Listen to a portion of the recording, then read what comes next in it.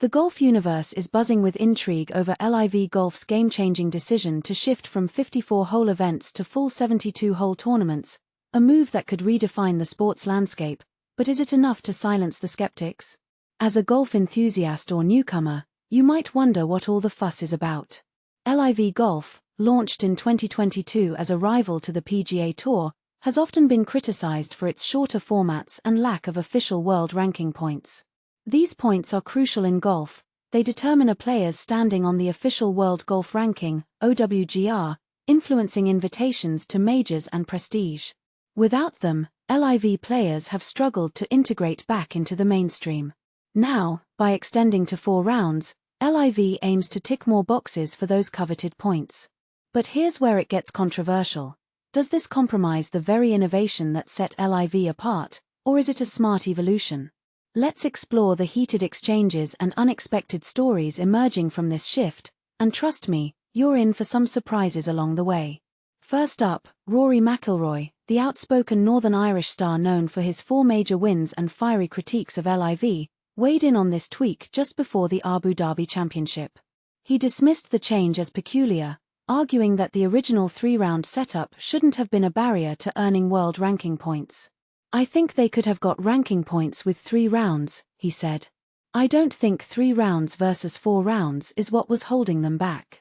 McIlroy pointed out that LIV's format now aligns more closely with traditional tournaments, potentially making it less of a disruptor.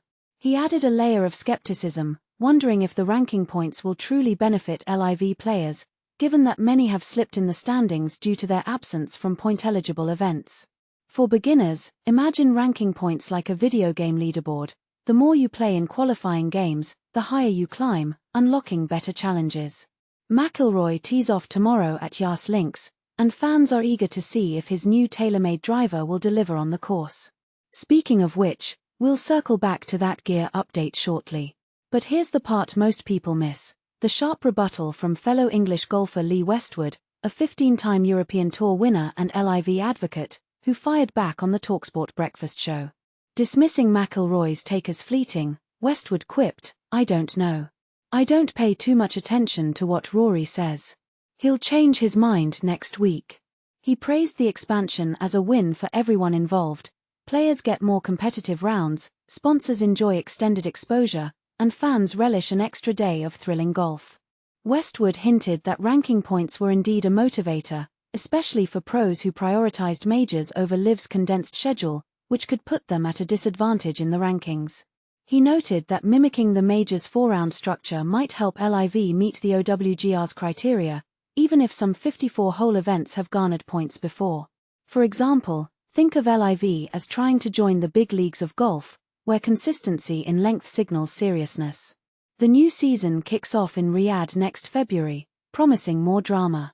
And this is the part that most people overlook, a nostalgic yet jarring tale from golf analyst Brandel Chamblee on his podcast, The Favorite Chamblee, recounting a moment of sheer arrogance from the late Raymond Floyd, a 4-time major champion. Chamblee, who partnered with Mark Brooks at a Honda Classic event, described how Floyd, notorious for his intense focus and sometimes chilly demeanor, zipped a ball right over their heads without a word, as if they were invisible. Floyd proceeded to play his shot, take his time on the green, and move on without acknowledgement. Chamblee called it the most awesomely arrogant thing I've ever seen, reflecting how the tour was tougher back then, with less camaraderie. This anecdote serves as a reminder that golf's competitive spirit can sometimes border on rudeness, a controversial take that begs the question: is such single-mindedness admirable or off-putting in today's more collaborative era? You can dive into the full podcast episode for more insights. Circling back to the LIV format shift, another deep dive into McIlroy's thoughts from his Abu Dhabi appearance reiterates his peculiar move label. He sees it as bringing LIV closer to conventional golf, reducing its destructive edge. Yet, he questions the payoff. Will weaker fields due to dropped rankings make those points less valuable? It's a classic chicken and egg dilemma. Does expanding the format fix the ranking woes, or does it dilute LIV's unique appeal? The 36-year-old's comments have the golf community debating fiercely, with reactions ranging from support to doubt. Finally, on a lighter gear note, Rory McIlroy and fellow British pro Tommy Fleetwood have been testing TaylorMade's fresh Qi4D drivers at the Abu Dhabi Championship.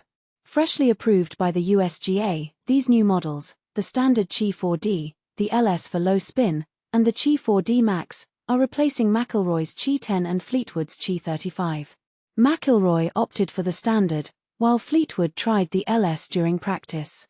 For those new to golf tech, these drivers promise enhanced forgiveness and distance, crucial for professional play. We'll be watching closely to see if they make the cut for Thursday's opening round, a small but exciting subplot in this bigger narrative. What do you think? Does LIV's pivot signal genuine progress, or is it just chasing approval from the establishment? Should arrogance like Floyd's be celebrated as old-school grit, or is it time for more sportsmanship in golf? Share your takes in the comments. Do you side with McIlroy's skepticism, Westwood's optimism, or somewhere in between? And hey, if you're a gearhead, weigh in on those new drivers, game changer or just another tweak? Let's keep the conversation going.